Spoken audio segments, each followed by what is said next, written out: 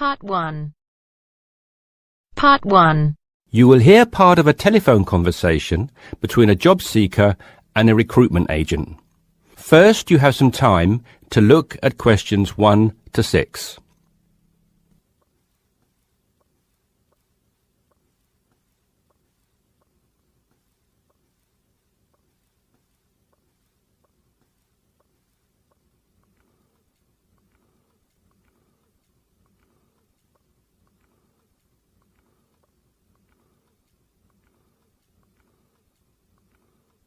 You should answer the questions as you listen because you will not hear the recording a second time. Listen carefully and answer questions 1 to 6. Yes, so that's Janet Thompson. Would you like me to spell it? If you wouldn't mind, thank you. Just the surname, please. No problem. It's Thompson. Great. Now, Janet, before we go through the openings I have here in front of me, might I just take a few more details to complete your profile on my system? Of course. What would you like to know? Well, let's start with your email address, please. OK, janthompson@hort.net. I see. Is that Jan as in Jan? No, that wasn't available. I had to make do with Jann. Here, let me spell it for you again, just to be sure. JANNTHOMPSON@hort.net. Much obliged. And could I ask, do you have your referee details to hand? Yes, what do you need? I need one work reference and one character reference from a friend or colleague. OK, for a work reference, there's Jane Foote. She's my former boss at Bermuda Girls' School, head of English. OK. My personal referee is Monica Carbody. Mon and I have been best friends since we met in Bermuda in 1991, when she was Deputy Head of English under Mrs. Foote. Perfect. And you mentioned, of course, that you're an English teacher, but are there any additional subjects you're qualified to teach? Yes, I have a diploma in special needs, and I can also do history to GCSE level. Very good. Before listening to the rest of the conversation, you have some time to look at questions 7 to 10.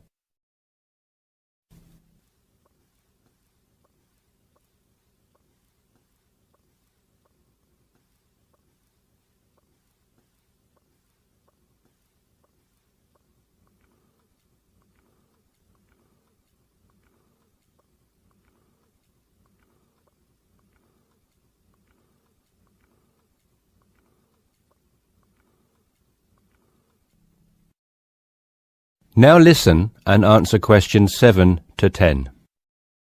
Do you think I stand a good chance of finding something? Oh, better than good. In fact, we have some positions we can offer you today. You see, it's not so difficult to find a temporary role. Tell you the truth, there are plenty of them around, but getting a permanent position will prove a little more trying, though.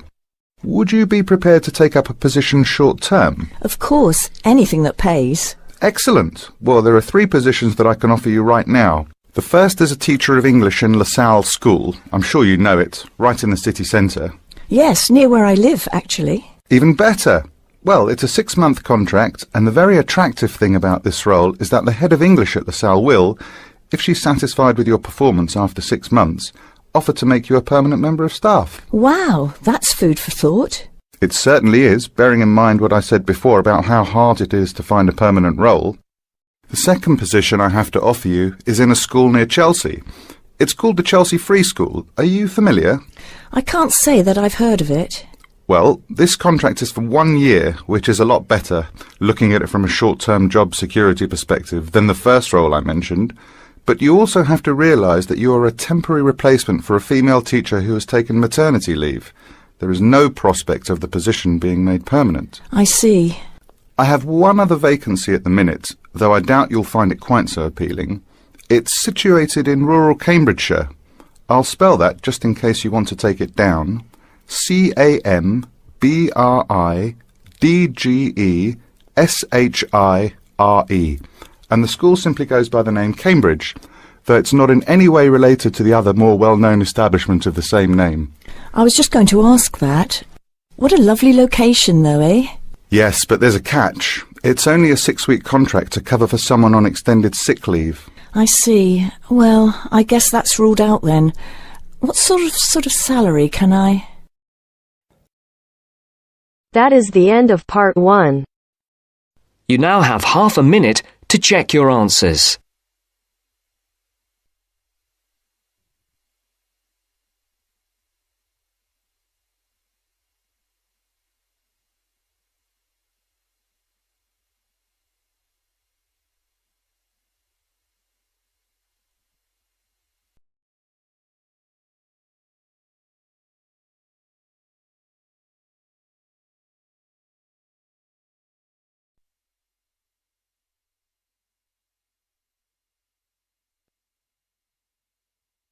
Now turns to part 2.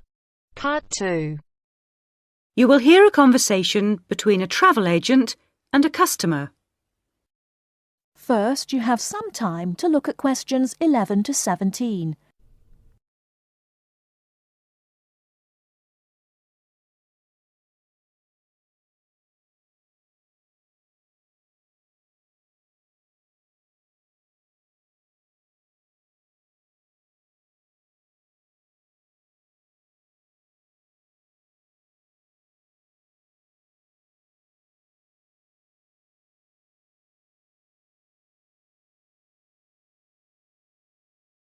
Now, listen carefully and answer questions 11 to 17. Good morning. Can I help you? Yes, I'd like to get some information about trips to New Zealand. Certainly. Take a seat and I'll be right with you. Thanks. Now, where would you like to go in New Zealand? Well, I was hoping to do a bit of travelling around, actually. There are a few things I'd like to see and do before I go back home. Right. One thing I really want to do is go to Christchurch. I have relatives living there that I can stay with, my mother's cousin, and I've heard it's a nice place. Yes, it's a lovely city. And staying with relatives will help with the budget, of course. The budget? It will save you some money. Oh, right. Well, I'm not too worried about that. I've saved quite a bit of money working in Australia. Oh, that's nice. Good for you.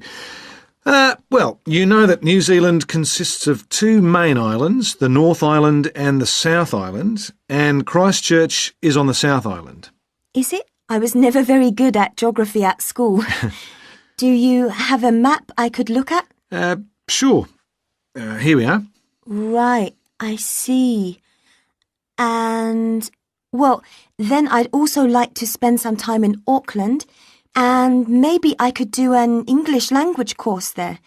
Can you organise that sort of thing for me? Oh, certainly. We'd be happy to arrange that. But bear in mind that Auckland is in the North Island. OK. And I'd also like to do some skiing or maybe even some snowboarding. I hear New Zealand is a great place for that. Yes, absolutely. But you should go to Auckland first for your studies, and then you can get the ferry across to the South Island and take the bus down to the snow. Oh, I don't like boats very much. I'm not much of a sailor. I think I'd prefer to fly. Right. What about joining a walking tour? That could be really fun. Not sure about walking, but joining a tour might be a good way to travel because then I might make some friends my own age. Now, let's get some details. Can I have your name, please? Yes, it's Su Ming Lee, but you can call me Sue. OK, Sue. And what's your address here in Melbourne? I'm living with my aunt in the suburb of Kew. It's 29 Lock Street. That's L-O-C-H, not L-O-C-K. Do you have a phone number that I can get you on? The best thing would be if I give you my mobile. I always have it on me. It's 0402 558 992. OK. And when do you want to travel? Because you'll need to be down south in July or August. Oh, yes, of course. That's winter, isn't it? So I better go to Auckland in May. Yes, let's say departing from Melbourne on the 1st of May, that's a Saturday, and then you could begin your course on Monday the 3rd. That sounds great. And how long would you like to study for? A month, 2, 3? What do you think? Well, I'll probably need more than a month. What about 8 weeks until the end of June? Fine. I'll see what I can do. Oh, and how would you like to pay for this? On my Visa card, if that's possible.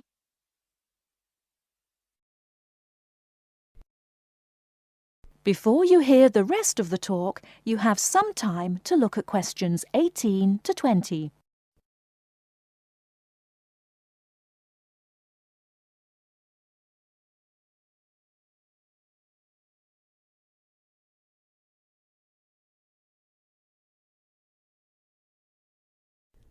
Now listen and answer questions 18 to 20.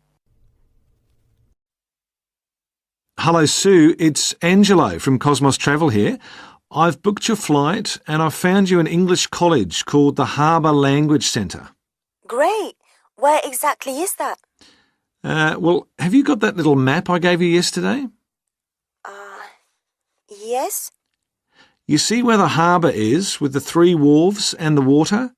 Yes. Got that? OK, there are 2 parallel streets.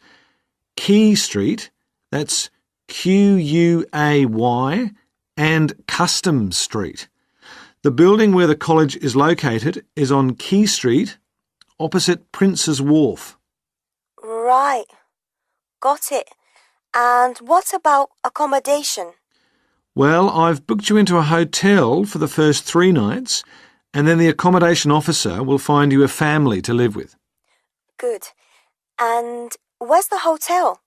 It's a short walk from the college, on the corner of Queen Street and City Road. Which corner exactly? On the left-hand side as we're looking at the map. OK, near the little park. Yes, that's right. And what about a good bookshop? I'm going to need to buy a dictionary and some English books. Yes, well, I believe there's a really good language bookshop on the corner of Customs Street and Queen Street. It's near the college, so that's pretty convenient. Thank you so much. You've been really helpful. That is the end of part 2.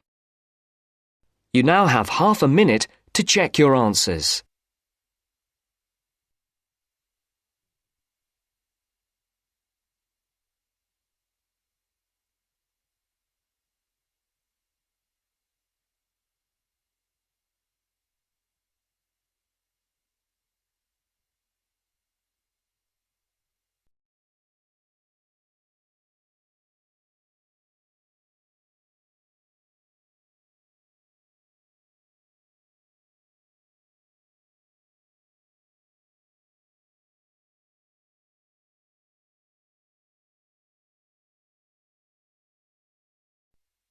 Now turns to part 3. Part 3. You will hear 2 business studies students, Evelyn and Mark, preparing for a seminar presentation. Before you hear the conversation, you have some time to look at questions 21 to 25.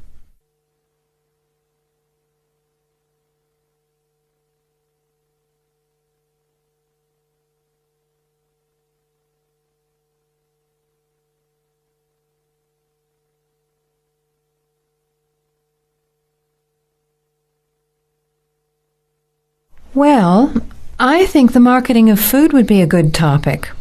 I read a very interesting article the other day about the Canadian food market. I suppose everybody's interested in food, even if it's trying not to eat. Why Canada?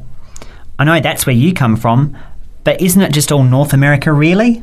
No, that's why I thought this article was interesting. Although lots of US companies are well established in Canada, and vice versa, there are still subtle differences between the 2 markets. It says here, the Canadian market is definitely not a northern clone of the US. I like that. And it says that if you understand these differences, it can have a big impact on successful food marketing. So I know that Canada has a big French-speaking population in Quebec, Is this what they're referring to? Not only French and English speakers, there are many different ethnic groups in Canada. It's really quite multicultural. For example, Toronto has large Asian and Italian populations, and Vancouver's got a large Asian population too. And because Canada's population is small, these groups make quite an impact, introducing new styles of cooking. So you can see lots of unfamiliar vegetables and things in the markets, and new restaurants are opening every day. It's great if you love trying out new foods, as many people do. Which kinds of food are becoming popular? Well, some Asian food, I'd say, has been popular for quite a while, like Chinese. But now, Southeast Asian restaurants are becoming very fashionable. Then there's Mediterranean, of course, such as Greek, Italian, and so on. But Caribbean and Mexican food is really taking off among young people these days. So are the supermarkets starting to stock the ingredients that are needed to prepare these foods at home? You know, all those unusual condiments and sauces. Yes, that's right. It's quite interesting going to the supermarket, isn't it? And noticing how they're introducing sections for foods of different nationalities. You can buy quite exotic products locally these days. The article mentioned that 80% of the Canadian retail market is controlled by 8 major national supermarket chains, so that when they introduce changes, they can happen quite rapidly. OK. Well, how are we going to organise this seminar then? I made some notes on the trends in the Canadian market, about changing tastes and also patterns for where food is consumed.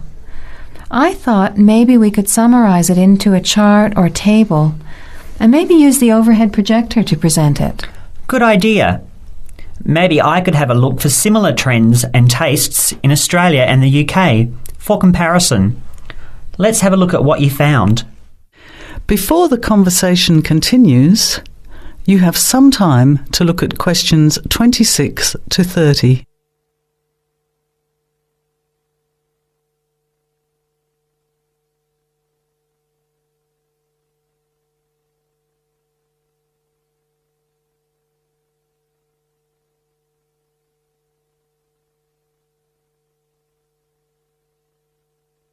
Now, as the conversation continues, answer questions 26 to 30. The most significant trend, it seemed to me, was that Canadians are definitely interested in healthy food.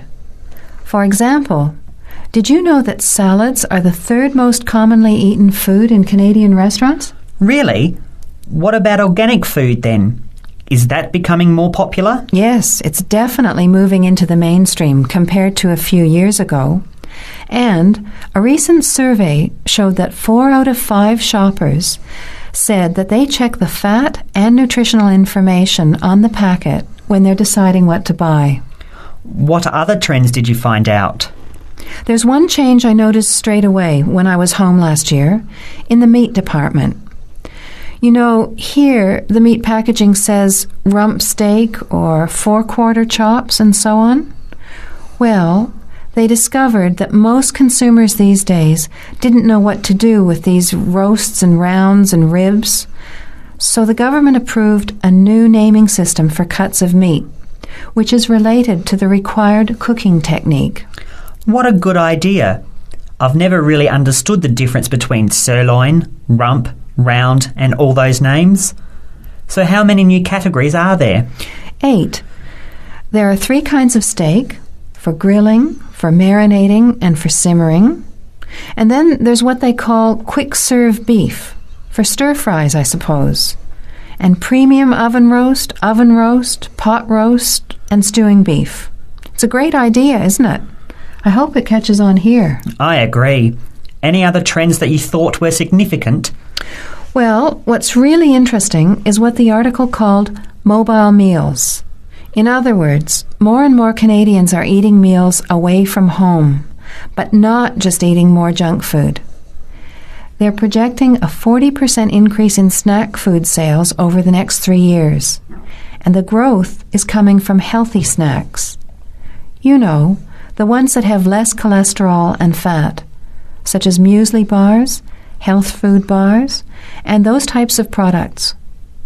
Apparently, in the food marketing jargon, they're called nutritious portable foods, which means healthy snacks. The other major trend is that young people are doing more of the food shopping these days, so marketing has to be aimed more at them, as well as more conventionally at the mother. Thanks, Evelyn. I think we'll have an interesting discussion about these trends and the comparisons with other English-speaking countries.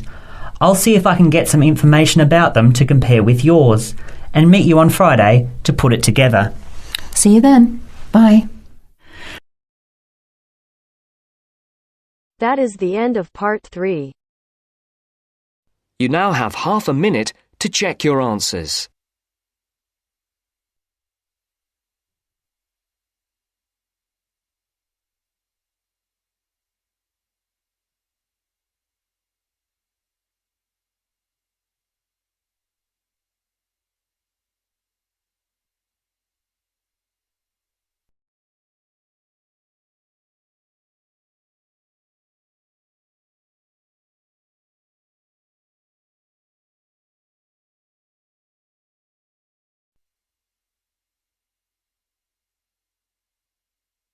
Now turns to part 4. Part 4. Listen to the continuation of the lecture about the human brain. Look at the diagram before you listen. First, you have some time to look at questions 31 to 40.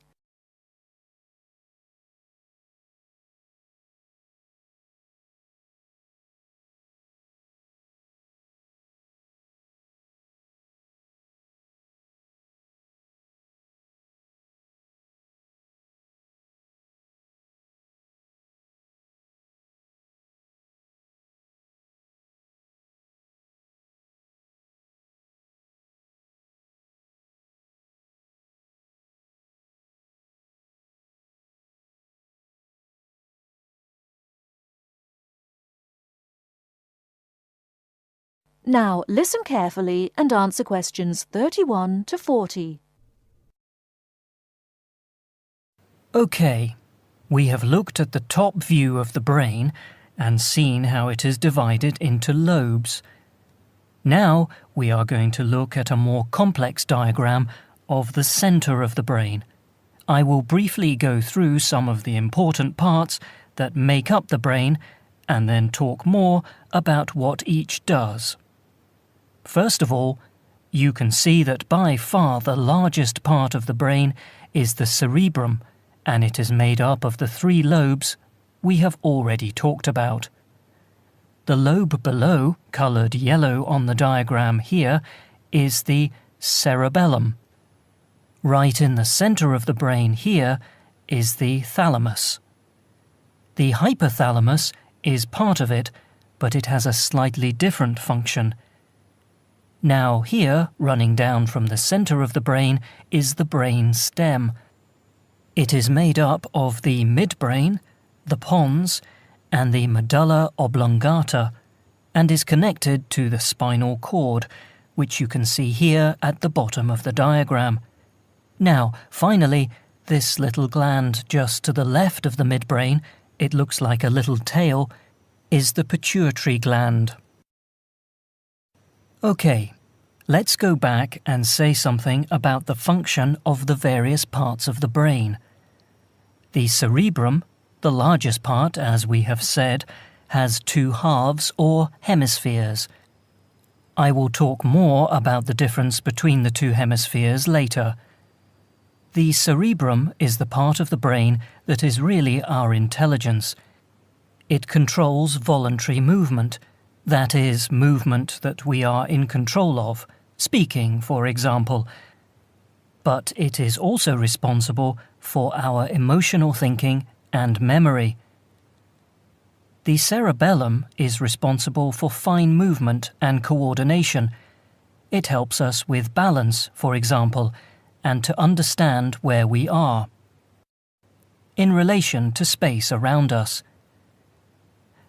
The thalamus, here in the centre, processes what we feel with our body, touch and temperature, for example, and controls how we react to those senses. The hypothalamus has a similar function, but regulates bodily needs, such as hunger and thirst, and tells us when we need sleep. Now, at the top of the brainstem is the midbrain. This is a sort of switchboard, a very complex switchboard. It sends messages which help the brain communicate with other parts of the nervous system. The pons in the middle of the brainstem here sends messages from the cerebrum to the cerebellum and spinal cord. The medulla oblongata is here just above the spinal cord. It regulates essential bodily functions, like breathing and the rate of our heartbeat. The spinal cord is part of the central nervous system and runs down inside the spinal column. It connects the brain to nerves that go to the rest of the body. Now, the pituitary gland, this little gland, has a hugely important function. It releases hormones to the body that regulate all sorts of things. How quickly we grow, and the size we grow to, the rate at which we age. It also regulates whether we have a slow or fast metabolism and how we relate to stress. Now I am going to show you a model of the human brain, and I want you to identify. That is the end of part 4. You now have half a minute to check your answers.